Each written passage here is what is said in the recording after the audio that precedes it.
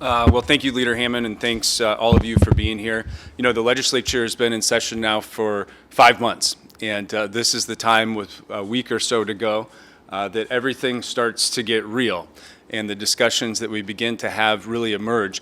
The legislature has a great track record of using this time, squandering time for many months, and using the waning hours of a legislative session to enact gigantic changes that have real-world consequences for taxpayers. And often, as we saw last year, whether it was on interchange fees or other budget one-offs, we make mistakes. And so it is the objective of the House Republican Caucus under the leadership of Tony McCombie that we serve as a shield for the taxpayers, and we can serve as a source of truth for some of the initiatives that may be coming forward by the Democrats. And so I expect what you're going to hear over the next week or so are a whole bunch of obfuscations of the truth. So Illinois is facing a $1 billion budget deficit.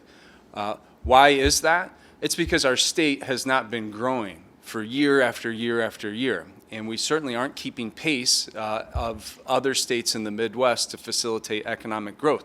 What will we hear from Democrats?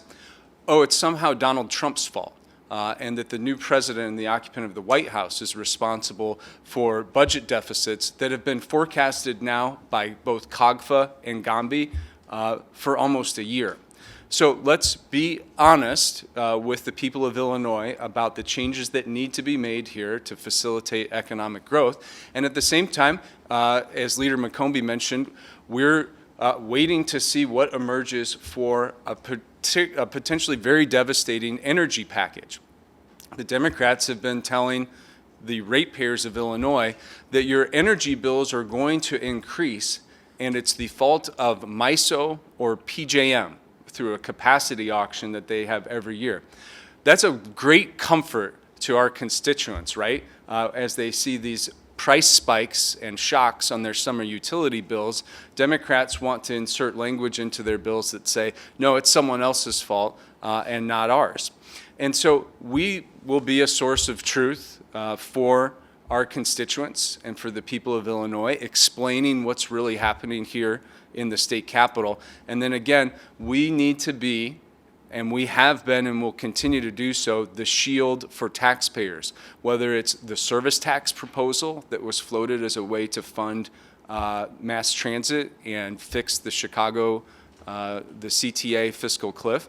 So service tax, we're now talking about a package and delivery tax that's being floated as part of a transit solution. We are taxed to the max.